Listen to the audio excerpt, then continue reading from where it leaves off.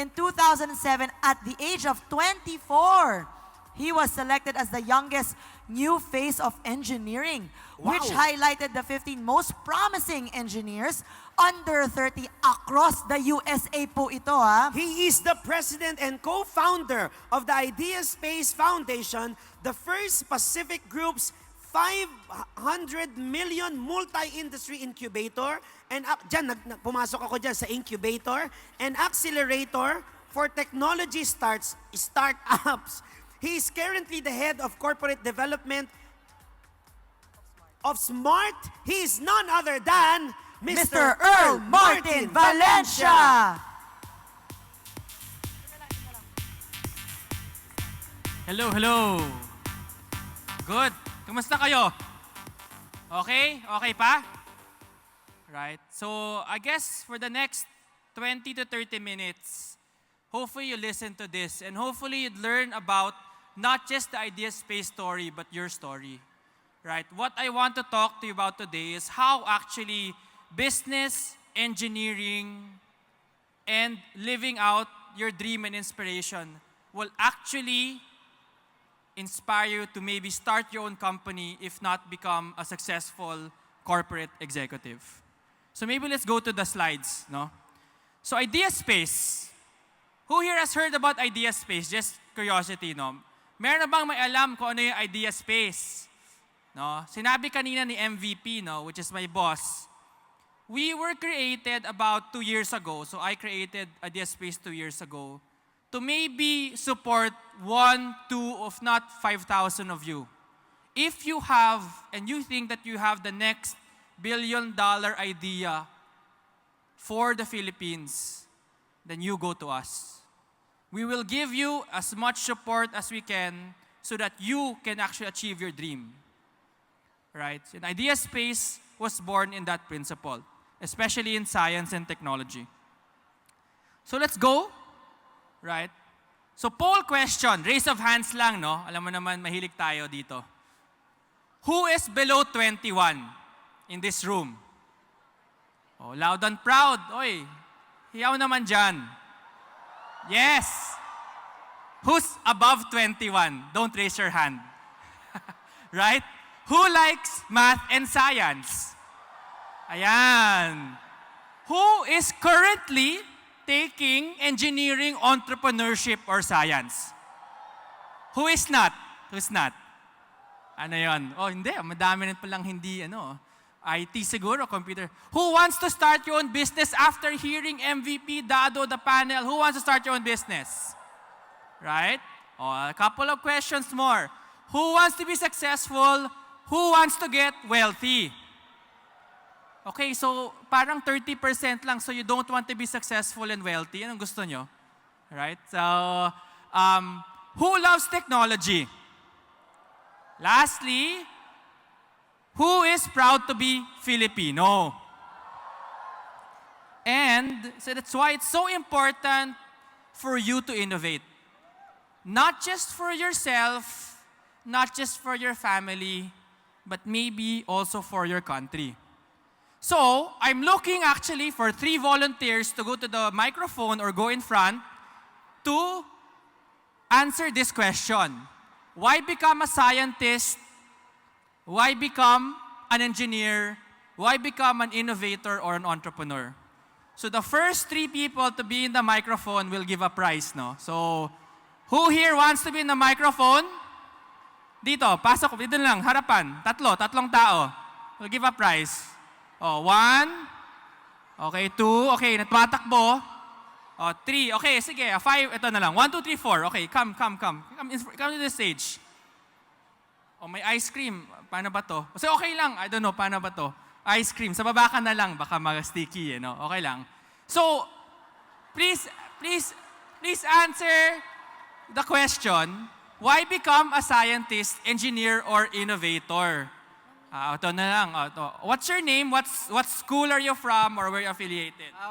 Hi, good afternoon, everyone. My name is Sherwin. I'm not a student anymore. I just graduated a year ago, some years ago, from Batangas and Batangas State University. Okay. So, my answer to the question is, why become a scientist or engineer or innovator? I am myself an engineer right now, so it was my dream since I was a kid. So from a young age, I envisioned myself to become an engineer. I have the goal to, because my interest lies in science also. So dun ako nag-pursue ng focus sa engineering. And I want to create or help build technology in the future. So that's my goal. Good. Thank you. Sherwin. Rose?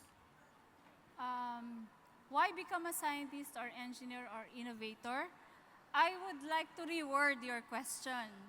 I would like to say, why become a scientist innovator or engineer innovator? Because I think that is the need of the Philippines right now. We really need innovation, especially in science. For us to, if we really wanna be,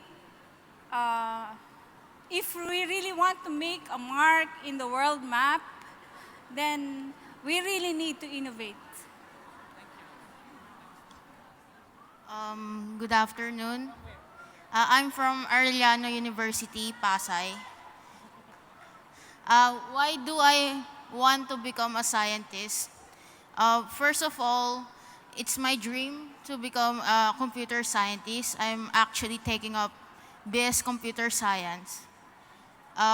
Second, I want to invent something that will change my life forever if I'm lucky. That's all. Okay.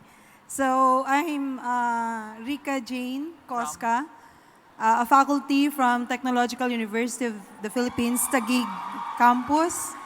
So I am an ECE by profession, and I am now pursuing a career in doing research. So currently, my position is the head of the research services of TUP Taguig. So I want to become an innovator because I always see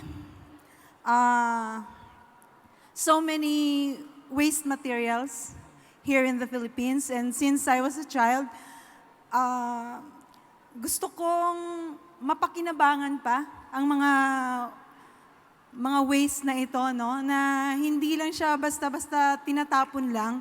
A simple bottle of wine, bottled water, parang napaka-sayang itapon. No? So with doing research, being an innovator, I believe I could help many people in our country. Thank you. Okay, thank you. Ladies and gentlemen, no? Mga innovators natin. So please get your prize in front. Thank you. Okay lang. Ibigay na lang doon. So, the answer lies with yourself. So one of the guys, one of my idols, his name is Michael Jordan. Kilala nyo ba siya? Basketball player. Who does not know Michael Jordan? I know I'm this old already. Who does not know Michael Jordan? Okay, so Michael Jordan, as you know, is the champion out of the Chicago Bulls. Sinabi niya, some people want it to happen, some people wish it would happen, and others make it happen. And this is what distinguishes an innovator, a scientist, an engineer from the rest of the crowd. You have the power to actually make something happen, to invent something out of nothing, right? You have the power to do it. So honestly, it's your responsibility to continue the journey and become a scientist, engineer, or innovator. And it's because the Philippines is actually the best platform for you. As you know, I myself, I left the Philippines, no? I was there for 10 years, actually 12 years in the US. And I realized, why did I come back? It's because of this. You have the best platform for the future. The world is coming to our country. why leave? Or if you leave, what's your path to come back? When will you come back? Okay? So that's the challenge I pose to you. As you know, ito na nga, in-intro na ako, I came back from the US. I did engineering. I used to work in the aerospace industry. Right? I worked on satellites. And then I went to Stanford and went to the headquarters of a company called Cisco. Sino dito yung mga IT majors? Kilala nyo ba yung Cisco, di ba? So it's the pipe of the internet. So I was in the headquarters of Cisco in their incubator. No? So why become an innovator, a change maker? This is from the founder of the largest travel agency in the world called Expedia. No, it's like the Wizard of Oz. Parang yung Wicked ngayon, no? Sinabi lang niya, and this is not my words but his, it's like the Wizard of Oz. The lion was looking for courage. The scarecrow was looking for the brain. The Tin Man was looking for the heart, and Dorothy wanted to go home. And what is what is this? You want to have the courage to take on the status quo, the mind to look for opportunities, the heart to connect to the customer, and in the end, the vision of the future. Right? So, first person that will answer this question, who is this innovator in the picture? Alam niyo ba yan? First person in the stage. Who is this innovator? Okay, this person in front, no? Sorry, ma'am, ito na yung sa likod. Who is this? And there's a clue na nga, yan yung minas produce niya. Ford. Ford. What did he invent or create? Race cars and normal cars. Where are you from? Makati. Okay. What's your name? My name is Aaron Dietrich O. Wilhelm. Good. So tama siya. Okay, thank you. Congrats for the prize, no? This is Henry Ford, and he actually thought about mass production.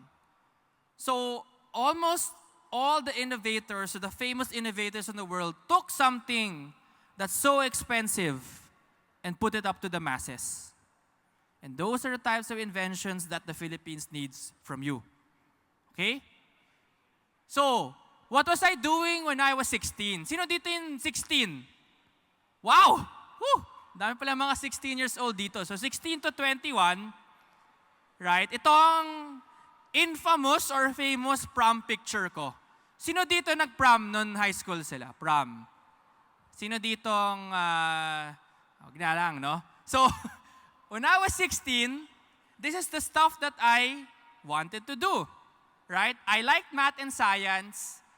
I failed Filipino and English. Hindi ko alam nakaka-relate sa inyo.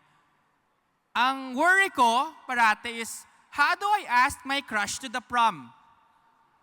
Yan ba, yung mga lalaki dito, especially nag-Valentine's Day pa lang, no? How do you ask your crush to the date?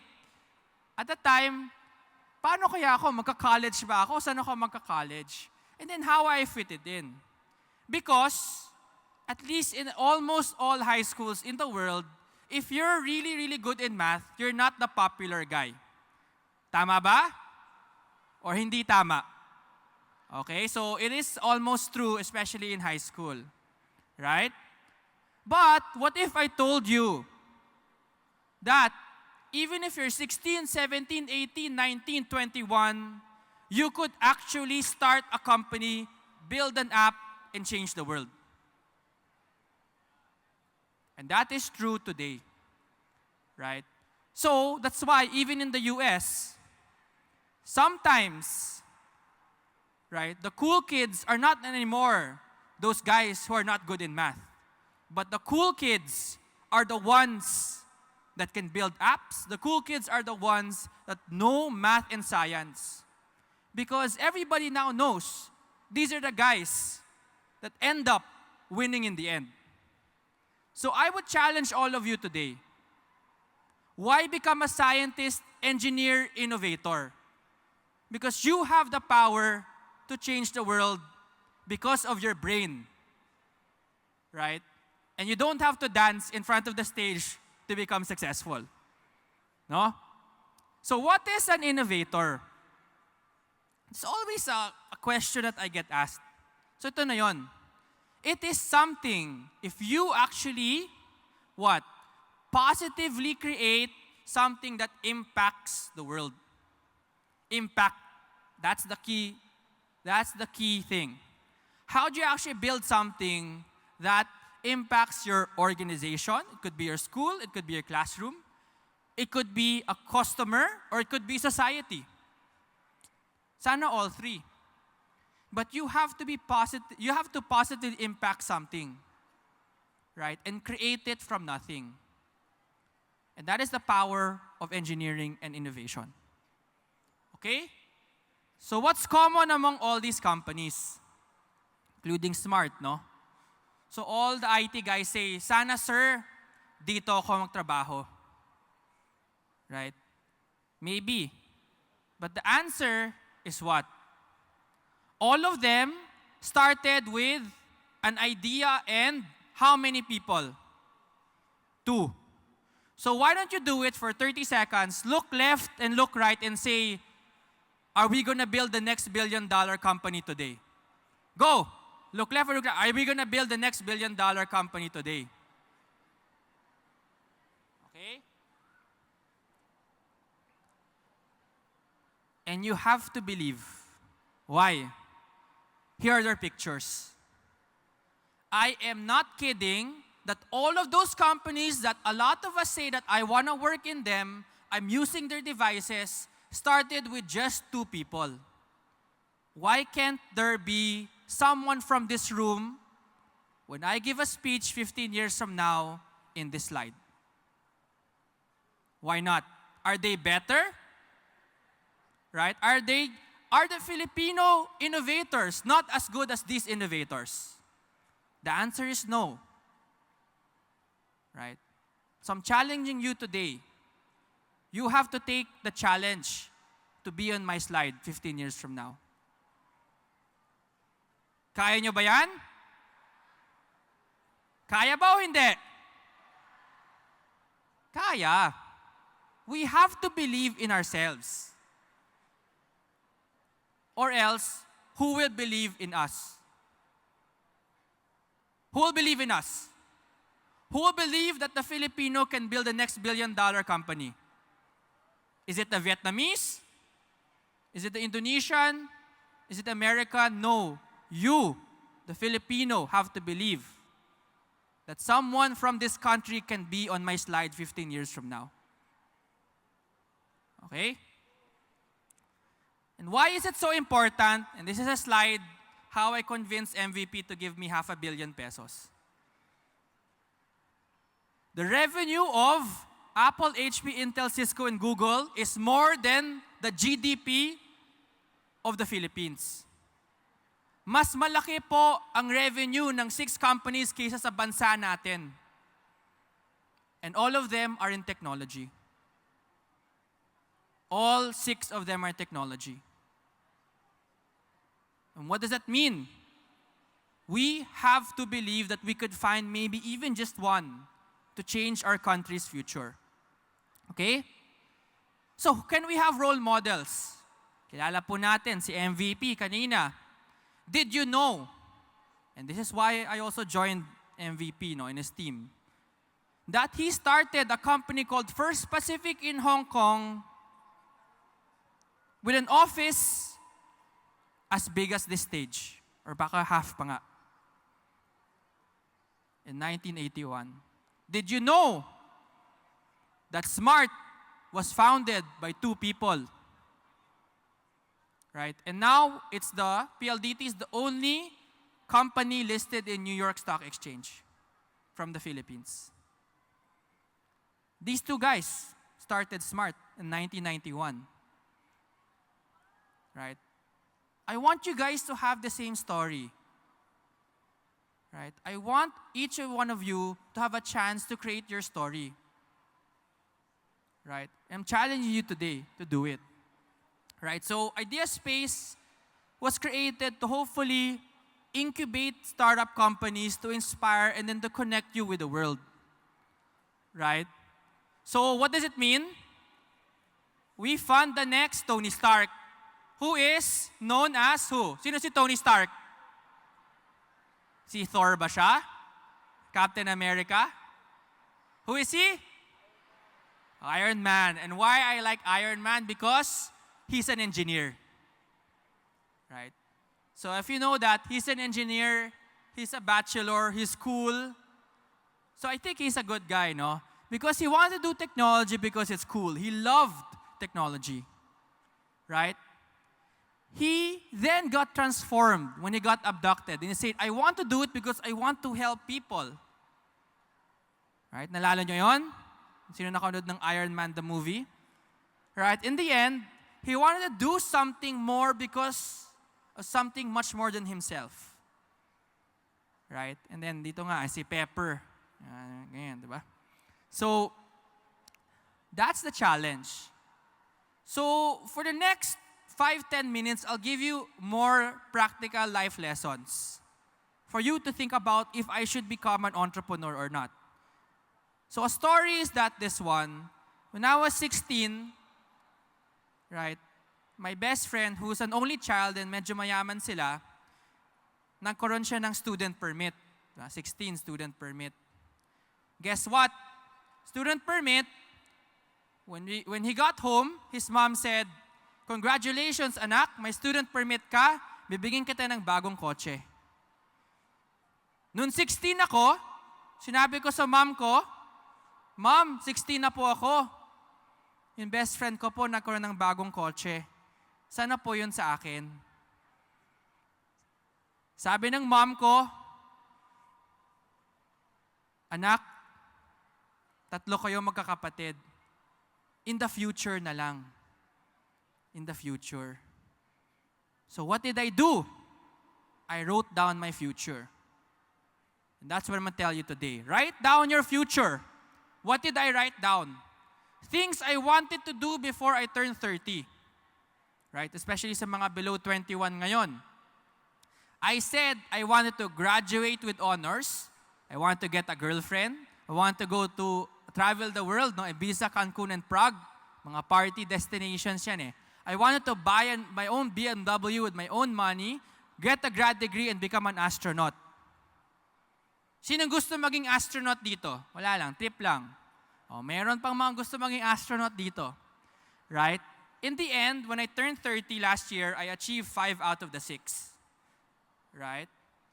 And what does that mean for you? Today, if I'm going to give you one practical advice, write down where will you be when you're 30 years old?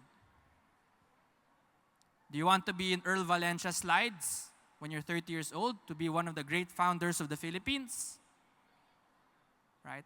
No matter how crazy you think it is, if you're focused on a dream, you probably will achieve it if you focus on it. Okay? Surround yourself with helpful people. That's my other lesson. In every barkada in the Philippines, I know there's always 1 or 2 guys called the nega guys. Kilala niyo ba yan, mga nega guys? And this is my favorite example kasi when I went to UP, may mga nega akong classmate. Sinabi ko, naku, midterm bukas. Delikado tayo. Anong sasabihin ng nega guy?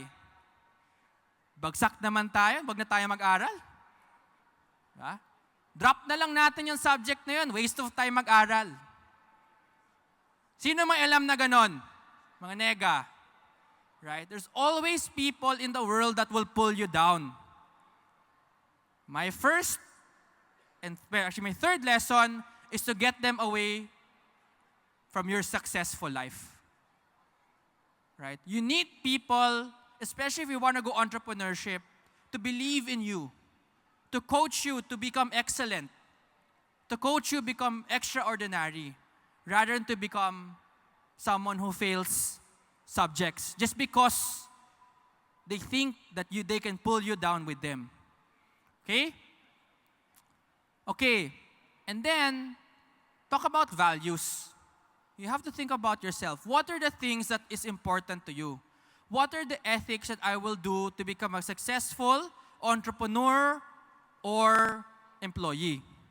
So these are the values of Idea Space. And here are the values that MVP has for the entire First Pacific Group. Number 1, global ambition. To be the best in the Philippines is not good enough anymore. Sorry. Alam niyo ba yung ASEAN 2015? Sa iba alam. Literally, kahit sino from ASEAN can apply to the same job na posted, kunyari, by Smart. Okay lang. What does that mean for you? Being good enough in the Philippines is not enough anymore. You have to be excellent, if not from the entire ASEAN, but the entire world. So pick, what is the one thing that you're good at globally? How can you save money and not actually spend too much money? Frugality. How can you execute fast? And in First Pacific, honesty, integrity, competence, and hard work. Hard work. Nothing comes easy. When you write down that list, it's not easy, but you have to work hard for it, right? So write down your values, and if your competition is global, where will you play? Where can you be excellent? Right? Kunyari, mga IT guys, gusto ko, I'm the best network engineer in the world para sa security. Diba? Yan yung mga kailangan natin. We cannot be average anymore because the world is your competition. The unfortunate reality of the internet is that their job is something that you can get, but then your job is something that someone from Nigeria, from Africa, from anywhere in the world can actually get. Are you ready for that world? The world of globalization. Okay? So taking an idea to launch is complicated, but there is a method. From idea to shaping it, to communicating it, to incubating it, making a product, giving it to customers, and then in the end, either you stop it, you reshelf, or you graduate. Okay? So don't be intimidated by all these guys na parang sobrang hirap naman yan. There is a method to create scalable companies if you have the desire to do so. Okay? So kunyari, I invested in some digital startups. One of them is a queuing system para wala nang pila sa mundo. You already met Pinoy Travel, you already met The Card, you already met Orange Apps. Another one is, sinong kailangan dito mag-OJT? Requirement, yun ba? This guy made a platform so you can find OJTs in one website. internme.co. No? So hindi ka na magkailangan isa-isa. So we're backed up again by the First Pacific Group, which is led by my boss, the MVP. And we're committed to you in many different industries, right? And then here's how Idea Space looked like. Innovation has to grow in a place where you want to be innovative. So maybe the next step for you is to go to your administration, go to your schools, go to your dean, go to your professors and say, where is our innovation space in our university, sir and ma'am? Where is this space where I can actually think of new ideas? Do it for yourself. If not, do it for your school and your students. Because you need a physical environment. And my last lesson is this. Right? A very famous inventor said these two words. Right? Vision without execution is hallucination. I'm challenging you today. But if you do not execute on all the lessons that I taught you today, sayang. This day will come to a close and you'll not actually change your life.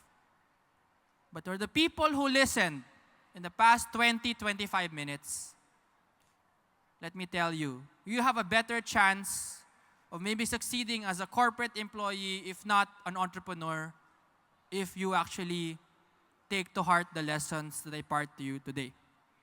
Right? And genius is all about hard work. 1% inspiration and 99% perspiration. And his name was Thomas Edison from the light bulb, founder of GE. So this is kind of my last slide. And my parting words for you is, we need you.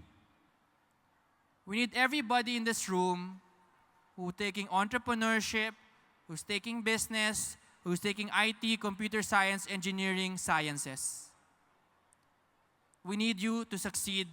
We need you to become an innovator. We need you to become an inventor, and maybe at some point in your life, become a startup entrepreneur. Not for yourself, but hopefully for your country. Thank you, guys. Thanks for the time.